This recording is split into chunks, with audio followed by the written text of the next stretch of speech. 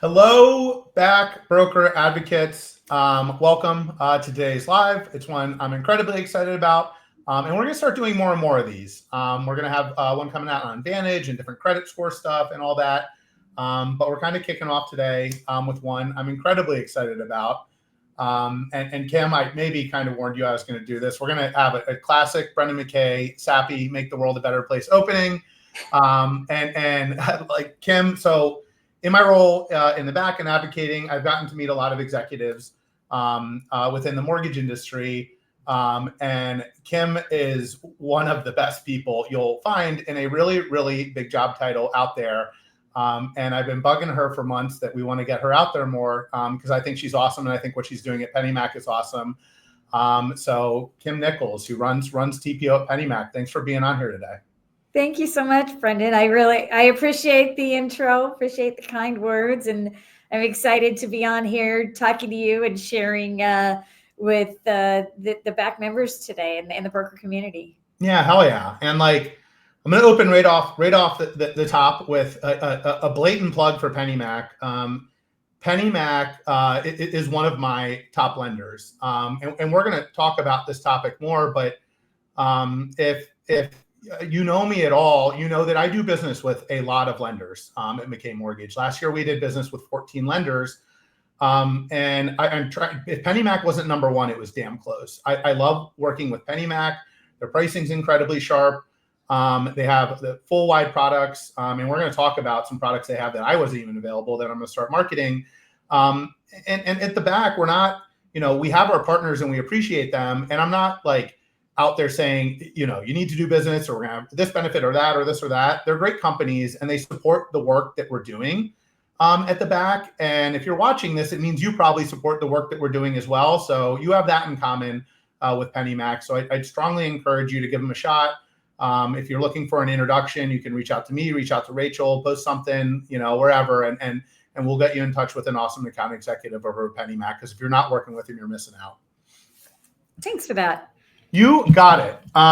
So Kim, we're going to start off with so Pennymac became a back partner last year in a really, really big way. And we appreciate it deeply. And as I just mentioned, like the work that the back is doing is obviously important to you and important to Pennymac. So like, why is advocacy important to you? Why do you see the work that we're doing at the back as something that is worth supporting?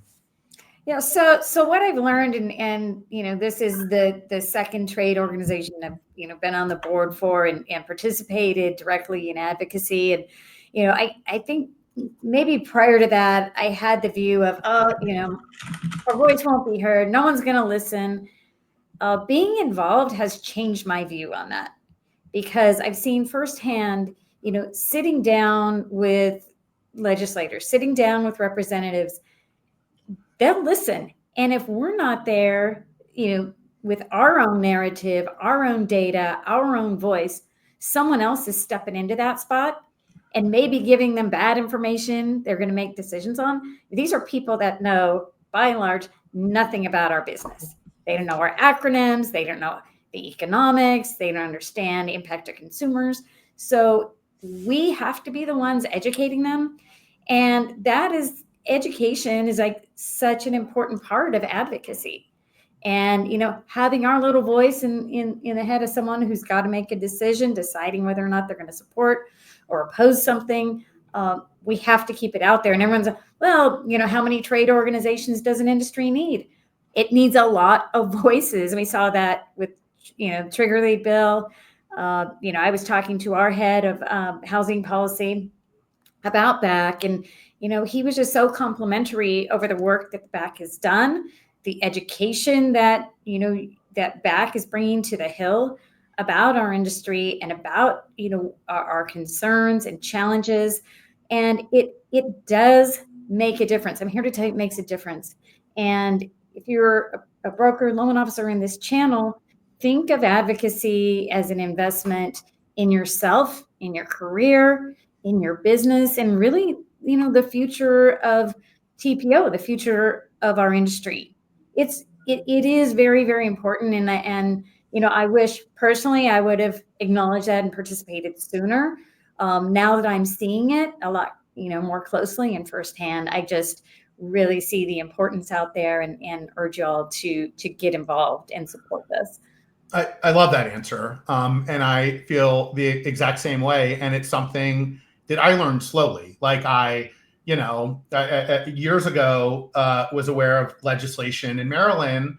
This was before I was doing any of this stuff that impacted brokers, and I supported. And I said something just because it was important to me. And next thing you know, it mattered and it passed. And it's still happening today. A couple of weeks ago, I met a vice president of government affairs at Fannie Mae at an event. And I said, are you talking to brokers? Are you talking to brokers organizations? You know what's going on? And she's absolutely not, but I need to. And we had coffee this morning. And now the ball is rolling on getting brokers access to Condo Project Manager, to Ask Polly. And then, we're going to follow up on a bunch of guideline changes and stuff like that. And I'm not sitting here promising you any of it's going to happen, but I'm going to bitch and moan until it does. So that's great. That's how we have to go about doing it. That's great. And we can stop emailing your underwriters asking them to look up a project on Condo Project Manager. So there you go, Kim. There you go. We've got a really hot topic coming up, which is, the comment period will open relative to LO comp rules. Yep. And, CFPB is opening that back up. And so as we get closer to that, that's a really good example of, why advocacy is important. And, last I checked, compensation is kind of important to this channel. So we all, should have an opinion. We should, develop a strong and unified voice and, fight for what we believe is right, what will, serve this channel, serve the consumer best, and roll together with that. Yeah. And like on LO comp, like wholesale and brokers in particular, not obviously compensation is important, but we sit in kind of a precarious situation. The regulations on LO comp are as clunky as can be. And if they're not careful, we could be in a really bad spot. We could also be in a really good spot, which is what we're going to go for. But yes, that is something that's going to impact you guys all directly. So Pennymac, I like working with lots of different types of lenders. I like having both bank and non-bank lenders and obviously traditional and non-QM and all the different things. So I have as many things in my tool bag as possible. And something that's unique about Pennymac in the space is that you guys are also one of the largest servicers in the country. And I want to talk about that and why I see it as a huge benefit as an originator. For a number of different reasons. But before I kind of dive into that stuff, like Kim, can you talk about it from Pennymac's perspective and the value proposition that you guys see to brokers by having that feature? Yeah, so we're one of the largest servicers in the country. Our servicing portfolio is approaching $700 billion at this point. And we're one of the few in the channel that makes a permanent capital investment in servicing. We want to retain as much servicing as we possibly can. Occasionally you have to sell a loan off here and there, but it is our goal to really retain all servicing. And, brokers have taken notice of the advantages that avails them to in the channel. So, think of it this way, the experience after the closing and the continuity of service that it's closing with your partner, Pennymac. It's staying with Pennymac, seamless transition. When you have multiple servicing transfers, what could happen? Service gaps, disruption of escrow funds, trying to tie that out, new ACH, getting familiar with a new servicer's website or app to make their payment. All of that becomes seamless. You close with Pennymac, you stay with Pennymac here. And, you'll know that, post-close where your borrower is. It also enables us to help our clients, retain that client, because we offer, our partner signals program, which, because we retain servicing and we're not selling it off 2, 3 months, 6 months, whatever, we can give you, information about your clients and what they're doing. So, for example, let's say the McKay family, they're someone pulls FICO, we can give you an alert to say, hey, now's a great time to reach back out to your past client, Brendan McKay. And then that's our signal that you should reach out to that client. So because we're retaining servicing and we have this information and relationship with the borrower, we can push that back out to our clients and have them benefit and work to do a better job with client retention. I love it. And exactly how I feel. I mean, honestly, in the last 4 weeks, I have dealt with 3 or 4 borrowers because I want to stay in touch with them. I tell them, if you have any issues in servicing, reach out to me. And I had 4 borrowers be like, I haven't got notification of where my loan sold yet or how to make payments. What do I do? And like, I want to be in touch with my borrowers, but like my payments due in a week. What do I do? Is a conversation I would rather not have. Because it's like immediate stress after closing is just clunky and not good. And to what you talked about with the ability of Pennymac to get these customers back in front of you. I know all of us do a perfect job and have never lost a loan ever. And I actually just got access to software that lets me look that stuff up. And if you think you've never lost a loan, I'm going to look you up and I can guarantee that you have. But it's also, I don't want to, delicate conversation. It's one that I've been looking for an opportunity to educate the broker community more on, because it's one that oftentimes is had at a very surface level, or like everyone's looking at like me all the time and not thinking about the originator and the broker's role in the larger ecosystem, right? And I think it's important that, because I've seen recently some conversations happening out there where it's like, I close this loan with Pennymac and then they're calling my borrowers and this and that. And frankly, I see that and I flag it for Kim and her team, and they look into it and all of them fall apart. And that's really dangerous stuff to be having out there, because people post something like that and now they don't go see the correction if it ever happens. And they have formed an improper view of Pennymac as a partner. And I think that really stinks and it's dangerous. But we need to realize that, like, not only is it dangerous, it can go down a path of like, well, why is a wholesale lender going to even service loans to begin with if it's just a reputational risk? There's a very large lender in this space that also services loans that does not service wholesale, because they're worried about the reputation of if A, something gets misunderstood, or B, a mistake happens, because mistakes do happen, that they're really putting themselves at risk in the broker community. And if you ask yourself, would you rather the lenders you're working with service a loan or not service a loan? Because if they don't service it, all bets are off at that point. And now you get absolutely no protection whatsoever unless you pay for it. There's a couple lenders that will let you do it. But like if Pennymac is going to service it and offer you some benefits by doing so, and an opportunity to regain that client, I think that's an amazing, awesome thing, and they should be lauded for it. And we should understand exactly how that works. But here is the other thing. If they're going to be a good partner, we have to be a good partner as well, right? Like Pennymac pays money it is a cost to service these loans, to buy servicing and to do all these different things.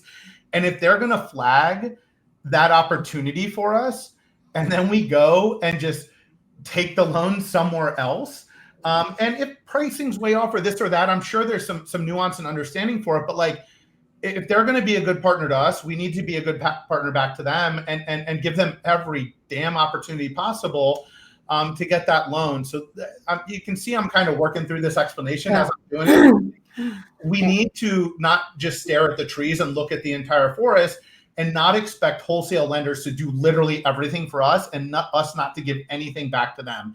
Partnership works both ways.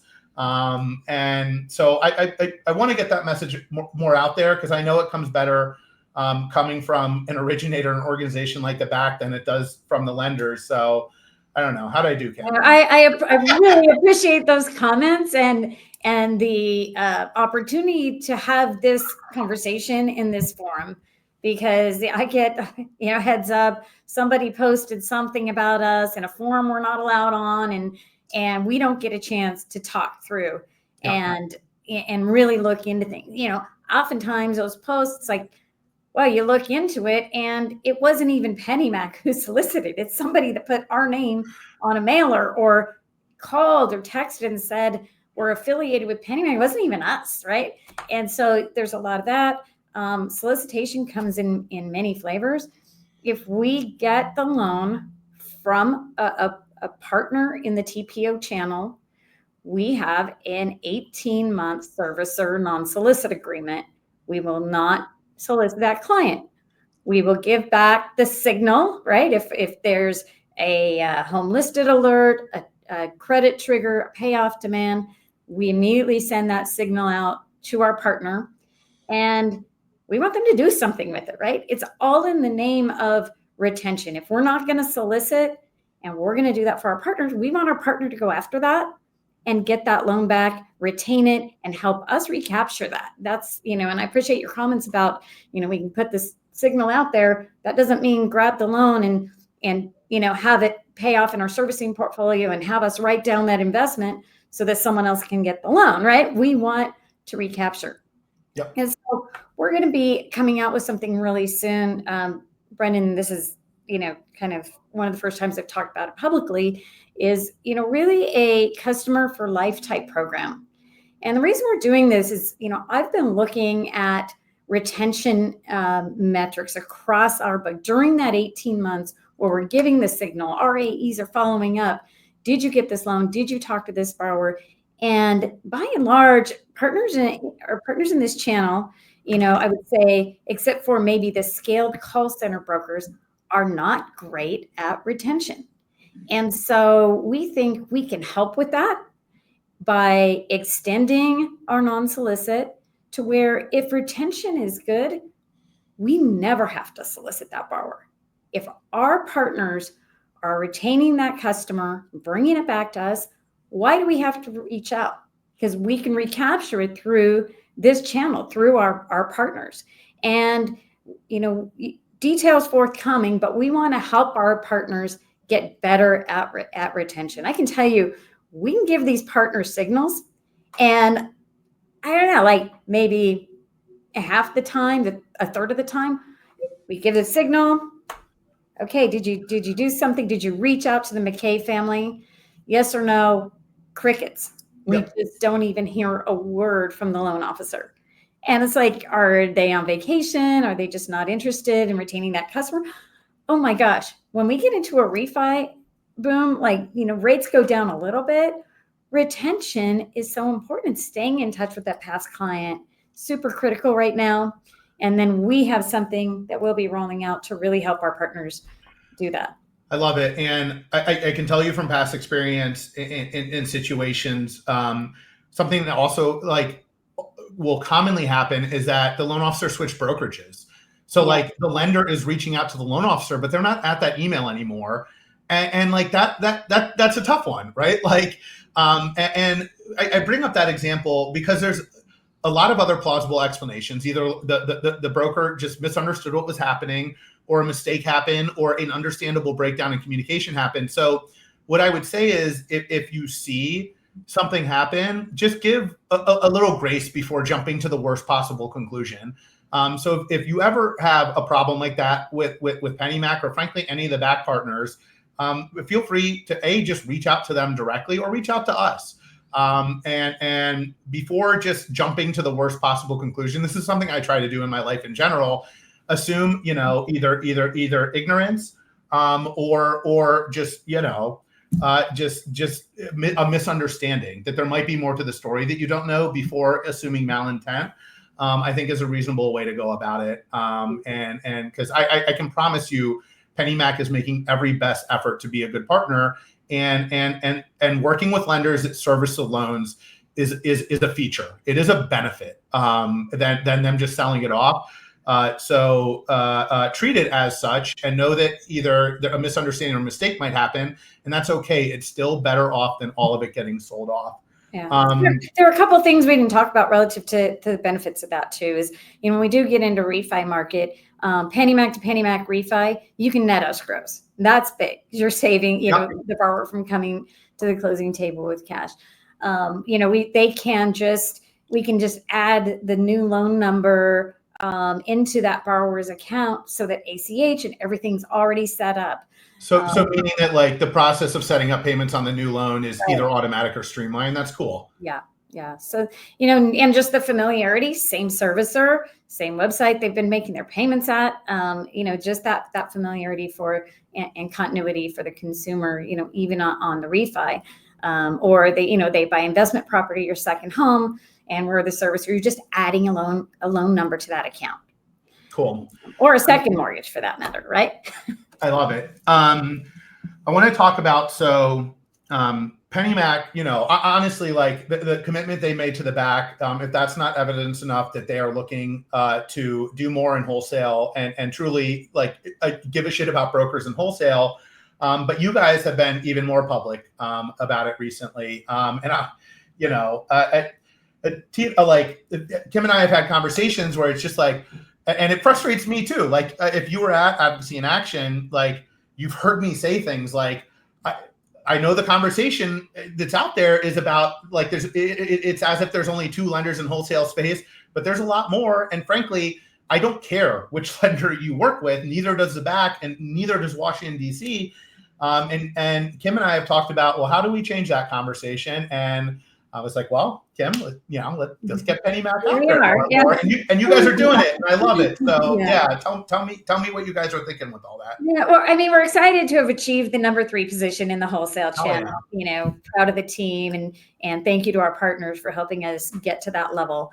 But everything we're doing today is about growth and becoming a more dominant player in the channel. And if you look at channel share, I mean, it's just heavily weighted to the top 2.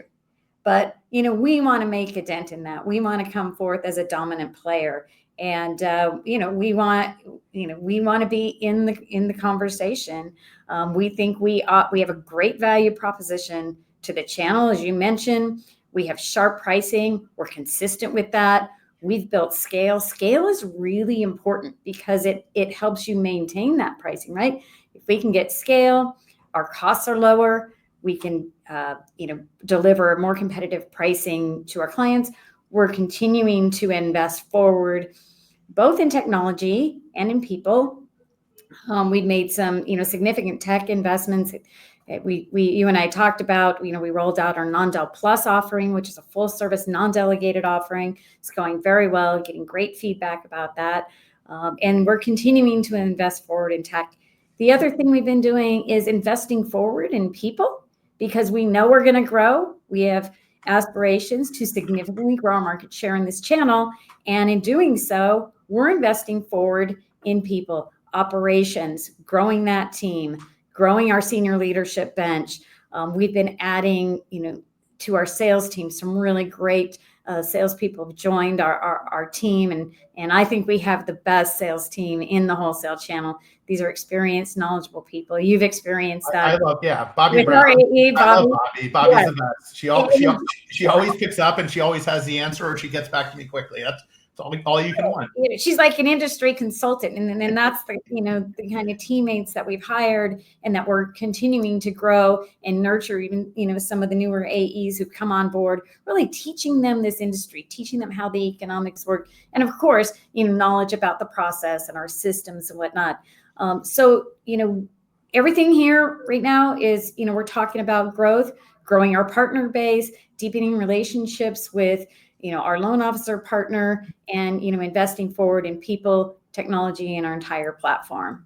I love it. And you mentioned the non-del plus, and it's something it's going to be hard for us to go back and forth on, because it's not a non-del is not something I know inside and out. I know well enough to speak a little bit about it and support it in general. But like what I will say on it, if you do non-del or mini correspondent and you've looked at Pennymac before and didn't feel like they were a good fit for you, they've made a lot of changes that I think will whatever you didn't like or they didn't have that you wanted, there's a good chance they have it now. So I would take another look at them for that. And something else I learned about when Kim and I did our prep call from this, we've had HELOCs in the wholesale space for a while, and HELOCs and HELoans and all that stuff. And I've honestly personally shied away from them because I didn't like the way they were structured compared to like a local bank or a credit union, because I just didn't feel like, at least with primary residences, second home and investment properties, different story. But I just like, yeah, I could do the business, but I didn't think it was in the consumer's best interest. I thought the terms were terrible. I didn't like that our comp like came out of the proceeds, and I'm like, cool, you get $100,000 line of credit, but it's actually only 97. And it just, you know, you don't have to agree with me on that sense. And if you're doing them, God bless you. But like, I wasn't comfortable with it. And in talking to Kim, they have a HE loan that eases all those concerns. And can you just talk a little bit about it and the success you guys have had with it? Yeah, so we have, it's a fixed rate, closed-end second home equity loan, not to be confused with the home equity line of credit. So this is fixed rate, 100% dispersed at closing.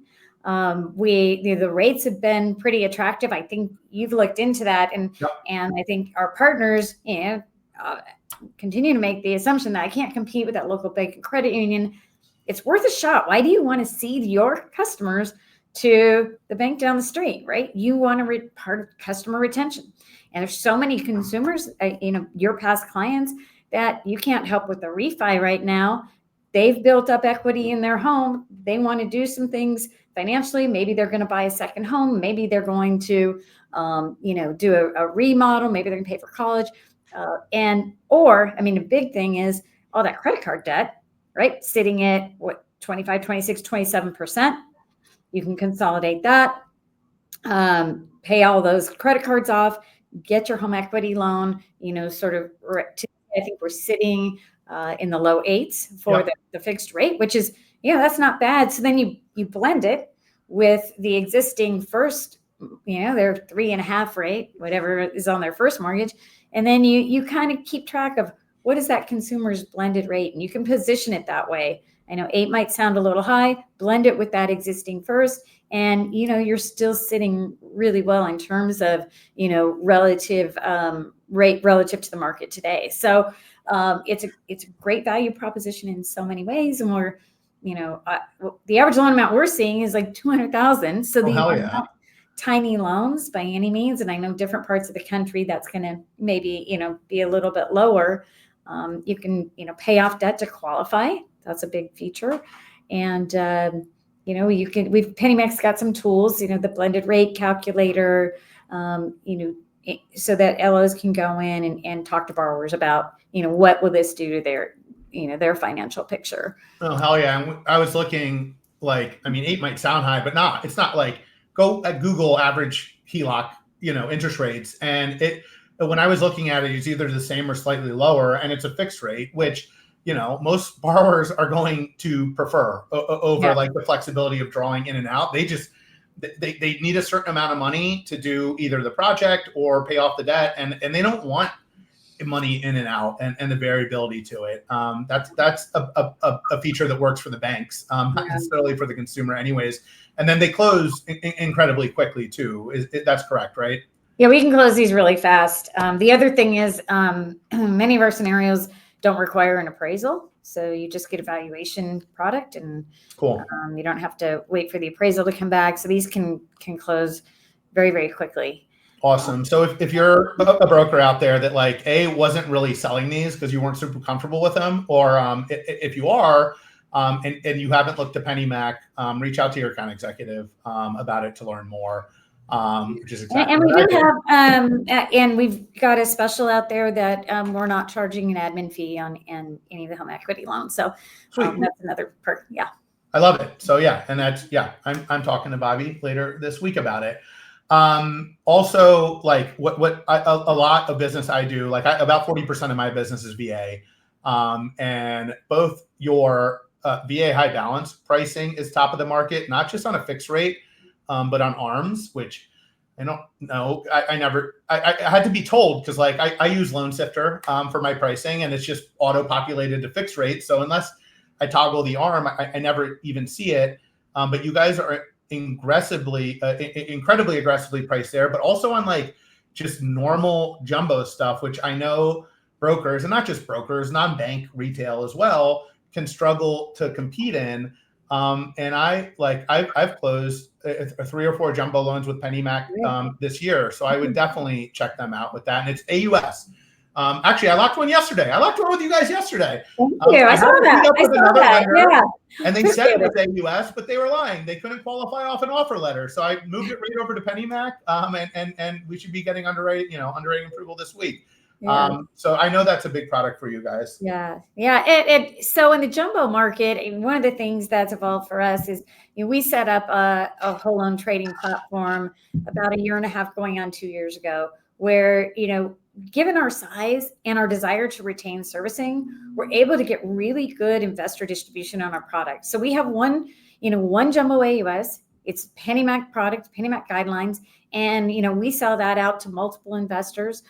We sell it out to, and some of them end up in private label securities. Some of them end up, insurance company home loan. And so we've built this great network of investor liquidity that's providing us the capability that we have, and really giving us the best pricing, consistently in the wholesale channel for a jumbo AUS. So we really feel like we've built a leading product there. And as you said, the AUS underwrite, it's very much like doing an agency loan. I mean, there are some, few overlays that, you have to have for jumbo securitizations, but they're pretty easy to work with. And again, don't assume that jumbo's going to be, better at the local bank or credit union. Jump in, compete for that business, because we can support you on that. 100%. And two things. Something you said that I didn't realize that I find interesting. I don't know if anyone else will. I always assume with the jumbo stuff, there's investors out there. Like I know Raymond James has a product, and I just assumed they were going to correspondent or wholesale lenders and be like, here's our product. Do you want to sell it? But Pennymac, and I believe that does happen, but Pennymac's actually big enough to be like, no, here's our product. Do you want to buy it? Which is, a pretty obvious competitive advantage. The other is to what Kim said, even if you're getting your ass kicked on jumbo by a bank one day, that doesn't mean you're going to get your ass kicked the next day. Because the way bank lending works, and this is also something I want to communicate. Why don't we have doctor products? Why don't we have this? Why don't we have that?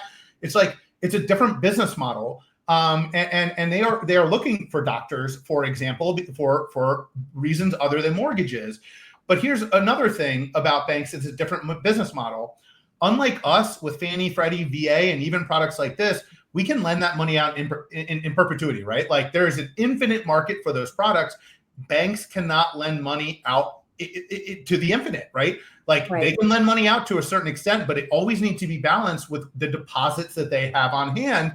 And eventually, when they have these aggressive rates, they lend out the amount of money that they want to, and then they jack the rates way up. So even though you might be getting your butt whooped one day, that doesn't mean you're getting your butt whooped the other day. And never just give up on that business, because you're going to have a consistent option with pretty sharp pricing. So.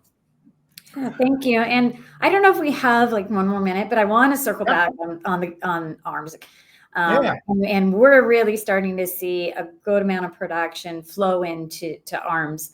Our sales team has done a great job of, trying to educate partners on ARMS. If you haven't refreshed on ARMS, you need to do it. We're seeing good execution there. You mentioned VA ARMS, FHA ARMS, really, really competitive.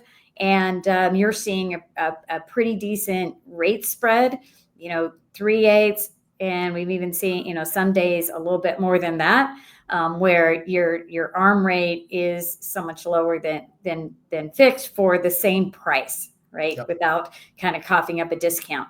And then on the government ARMS, you can qualify at the note rate, which is a big lift, especially those FHA borrowers, really helps them. And we're seeing conventional ARMS, seeing that pop as well. I mean, they're a little more restrictive on how you qualify and whatnot, but I would encourage anyone to, check out our ARM pricing again, because of our scale.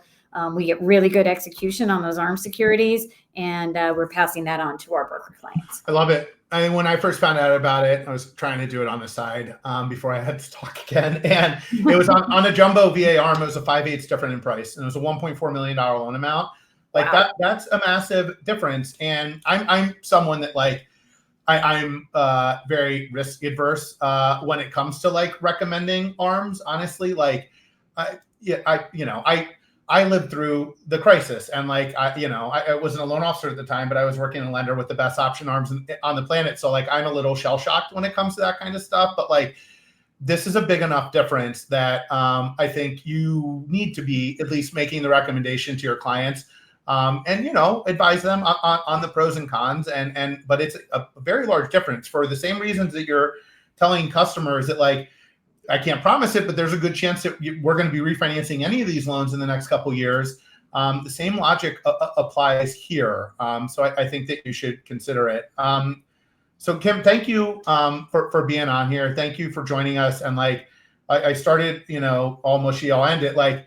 So I'm a Commanders fan, and I believe deeply that like any organization, it starts at the top. The way that they operate on all levels, it trickles down through the top. And I mentioned the Commanders because like we used to have an owner, his name was Dan Snyder, and he might be one of the worst people on the planet. And now we have Josh Harris, and we went to the NFC Championship game last year, and it's a completely different team, a completely different culture. And I believe that's a tangible example and exactly what I'm talking about. And one of the reasons I think Pennymac is an incredible place to work at is because they have leaders like Kim who are not only really smart and good at their jobs, but just good, caring people. So we appreciate you. I appreciate partnership at McKay Mortgage, and the back appreciates Pennymac's partnership as well. So thank you. Thank you for the opportunity. Thank you for those kind words. They mean so much to me. And I just want to thank you and the back members for all the work that you're doing on advocacy. And I know you personally, you spend so much time, effort, you're passionate about it. Appreciate you, Brendan, and thanks for the time today. Hell yeah, Kim. Thank you. Thanks everyone for being on. Talk to you soon. Go back, go Pennymac. All right. Thank you.